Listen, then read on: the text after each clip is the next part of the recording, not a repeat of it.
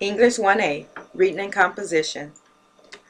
Today's lecture is on sentence style, shifts, mixed construction, sentence emphasis, and sentence variety. The following sections can help you avoid unnecessary shifts that might distract or confuse your readers. Shifts in point of view, in verb tense, in mood or voice, or from indirect to direct questions or quotations. Make the point of view consistent in person and number. The point of view of a piece of writing is the perspective from which it is written. First person, I or we. Second person, you. Or third person, he, she, it, one, they, or any noun. The I point of view, which emphasizes the writer, is a good choice for informal letters and writing based primarily on personal experience. The you point of view, which emphasizes the reader, works well for giving advice or explaining how to do something. The third person point of view, which emphasizes the subject, is appropriate in formal academic and professional writing. Writers who are having difficulty settling on an appropriate point of view should choose a suitable perspective and then stay with it. Example, you were graded on your speed and your skill in freeing the victim. Revision, we were graded on our speed and our skill in freeing the victim. The writer should have stayed with the we point of view. You is inappropriate because the writer is not addressing readers directly. You should not be used in a vague sense meaning anyone. Example, one needs a password and a credit card number to access the database. You will be billed at an hourly rate. Revision, you need a password and a credit card number to access the database. You will be billed at an hourly rate. You is appropriate because the writer is giving advice directly to readers. Maintain consistent verb tense. Consistent verb tenses clearly establish the time of the action being described. When a passage begins in one tense and shifts without warning and for no reason to another, readers are distracted and confused. Example, there was no way I could fight the current and win. Just as I was losing hope, a stranger jumps off a passing boat and swims towards me.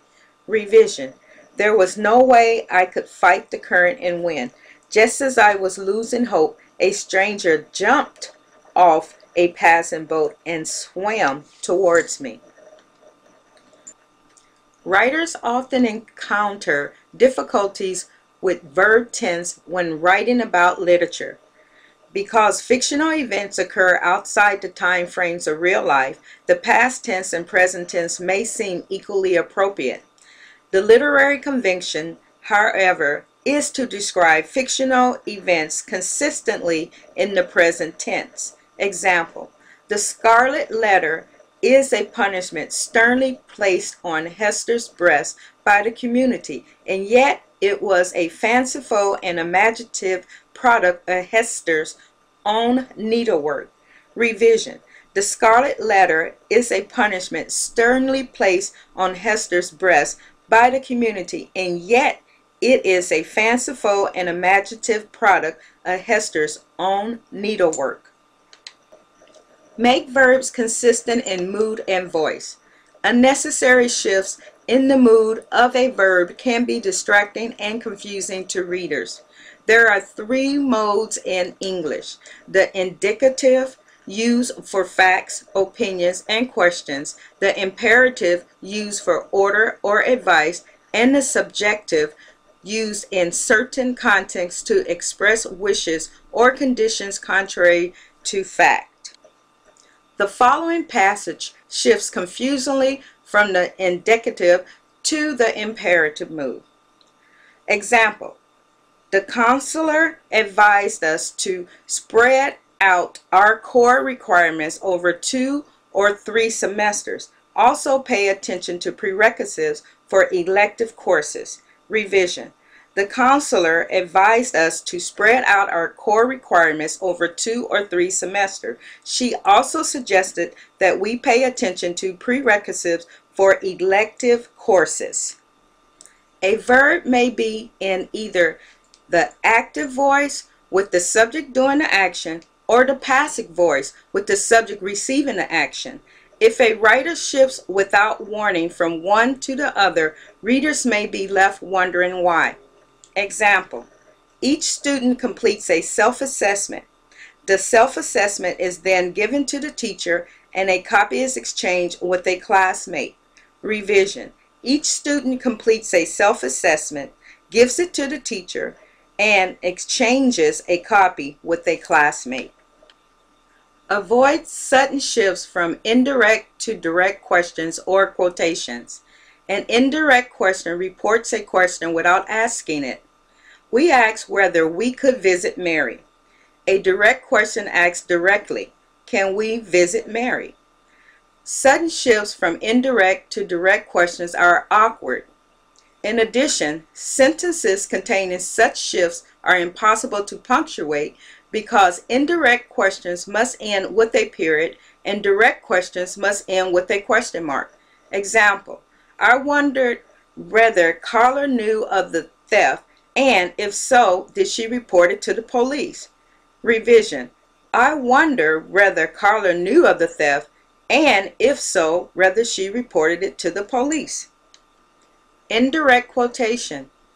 Unannounced shifts from indirect or direct quotations are distracting and confusing, especially when the writer fails to insert the necessary quotation marks, as in the following example. Example, the patient said she had been experiencing heart palpitations and please run as many tests as possible to find out what's wrong.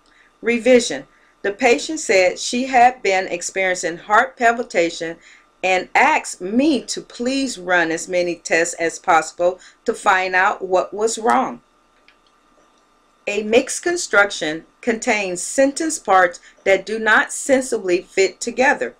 The mismatch may be a matter of grammar or of logic. Untangle the grammatical structure. Once you begin a sentence, your choices are limited by the range of grammatical patterns in English. You cannot begin with one grammatical plan and switch without warning to another. Often you must rethink the purpose of the sentence and revise. Mixed. For most drivers who have a blood alcohol level of 0.5%, double their risk of causing an accident.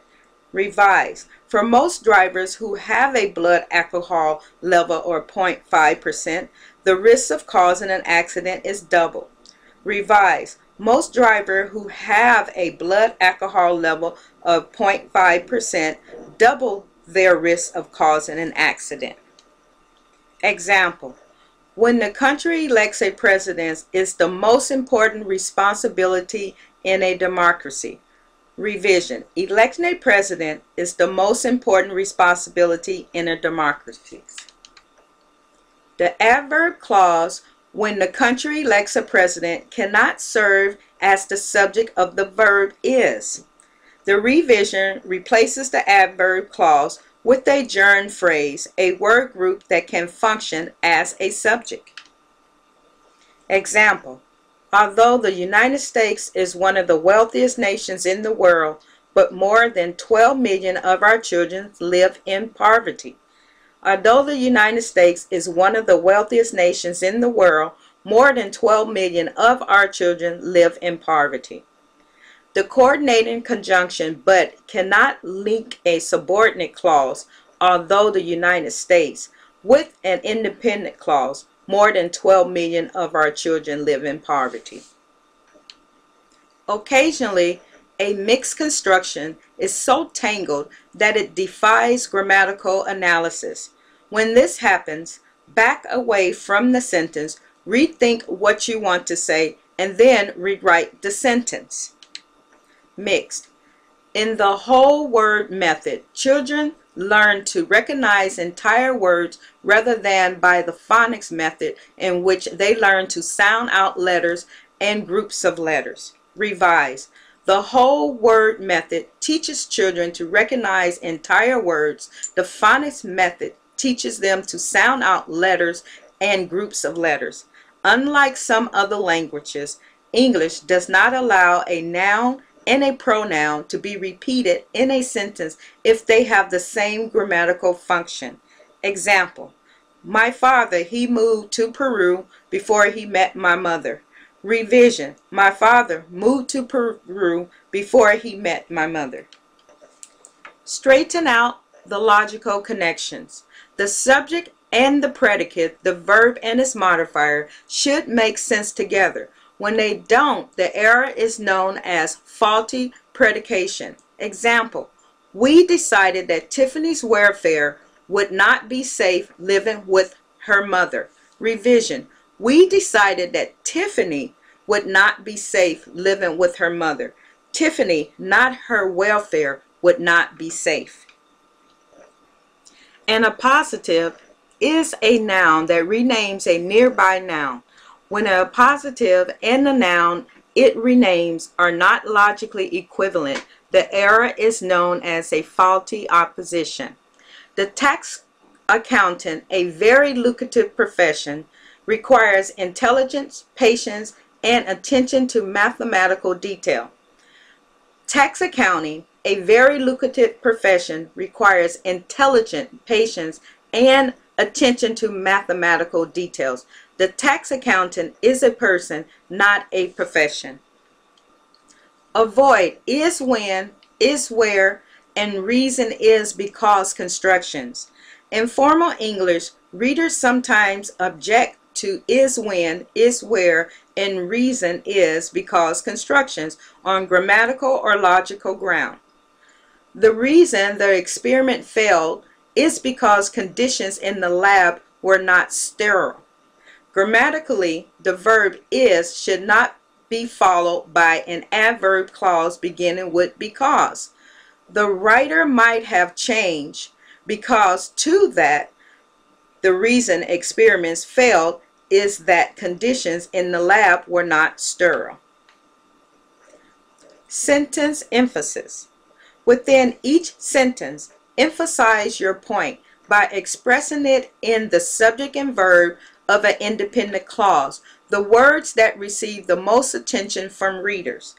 Within longer stretches of prose, you can draw attention to ideas that deserve special emphasis by using a variety of techniques, often involving an unusual twist or some element of surprise.